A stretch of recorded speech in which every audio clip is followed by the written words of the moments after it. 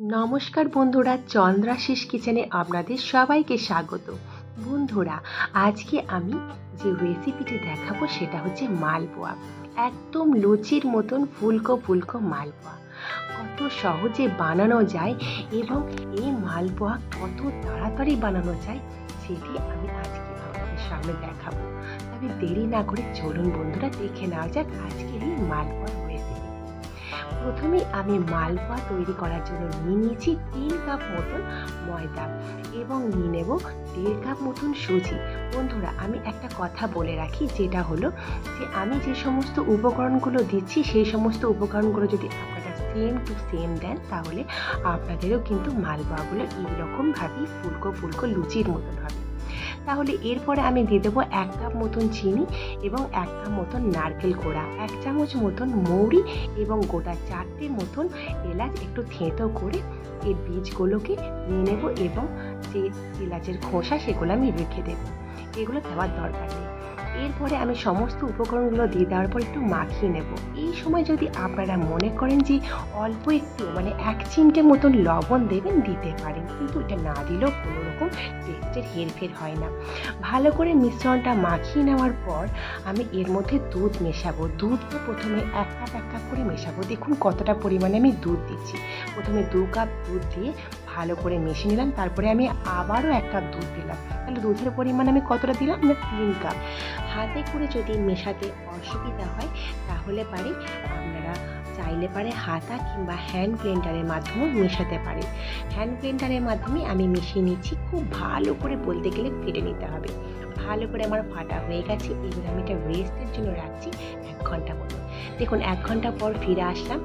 এইবারে দেখুন এই যে আমার এই ব্যাটারটা কতটা ঘনত্বটা কতটা গাঢ় হয়ে গেছে, মানে এটা কতটা থিকনেসটা কতটা বেড়ে গেছে। এইরকম থিকনেস থাকতে পারে কিন্তু হবে না, তাই আমি এর মধ্যে আরও 1 কাপ মতন দুধ মিশিয়ে নিলাম। দেখুন এবারে আমার যে ব্যাটারের যে ঘনত্ব সেটা কিন্তু একদম পারফেক্ট আছে। খুব পাতলা হলেও কিন্তু হবে না বন্ধুরা, আবার যদি খুব ঘন থাকে তাহলে পারে কিন্তু ভীষণ মালপোয়াগুলো মোটা মোটা, মানে খুব মোটা মোটা হবে। আবার খুব পাতলা হয়ে গেলে পারে কিন্তু একদম ছেড়ে যাওয়ার সম্ভাবনা থাকবে। দেখুন আমার যে এই ব্যাটারের ঘনত্ব এটা কিন্তু একদম পারফেক্ট। এরপরে আমি কড়াইয়ের মধ্যে ভেজিটেবিল অয়েল দিয়ে দেবো। আপনারা কিন্তু মালপোয়া কিন্তু সর্ষের তেলে ভাজবেন না, ভেজিটেবিল অয়েলে কিন্তু বেশি ভালো হয়। ভেজিটেবিল অয়েল দিয়ে দেবো। তারপর তেলটা যখন গরম হয়ে যাবে তখন গ্যাসের ফ্লেমটাকে মিডিয়ামে রেখে আমি 1 হাতা মতো এই ব্যাটারটা দিয়ে দেবো। দেখুন আমার কীরকম লুচির মতন ফুলে গেছে। তারপরে যেই পুরোপুরি লুচির মতন ফুলে যাবে তখন কিন্তু গ্যাসের ফ্লেমটাকে একদম লো করে দেবেন, নাহলে ভেতরটা কাঁচা থাকবে, উপরটা কিন্তু লাল হয়ে যাবে, এতে কিন্তু ভালো লাগবে না খেতে। তারপরে একটা পিঠ যখনই লুচির মতন ফুলে গেল তখনই আস্তে আস্তে করে খুন্তি করে আর একটা পিঠও ভেজে নেবেন। তারপরে যখনই দেখবেন একটু হালকা গোল্ডেন কালার হয়ে আসছে তখনই তুলে নেবেন। তাহলে প্রথমে আমরা কি করব, গ্যাসের ফ্লেমটাকে আমি মিডিয়াম টু হাইয়ে রাখবো, অপেক্ষা করব লুচির মতন ফোলা অবধি। যখনই দেখবো মালপোয়াটা আমার ফুলে গেছে তখনই কিন্তু আমি গ্যাসের ফ্লেমটাকে লো করে দেব। তারপরে আমি উল্টে দেব।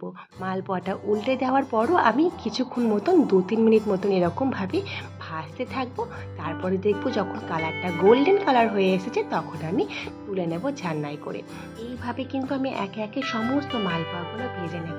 দেখুন প্রত্যেকটা মালপোয়া ঠিক একই রকমভাবে ভেজে নিলাম এবং ঠিক গোল্ডেন কালার হওয়া অবধি অপেক্ষা করব।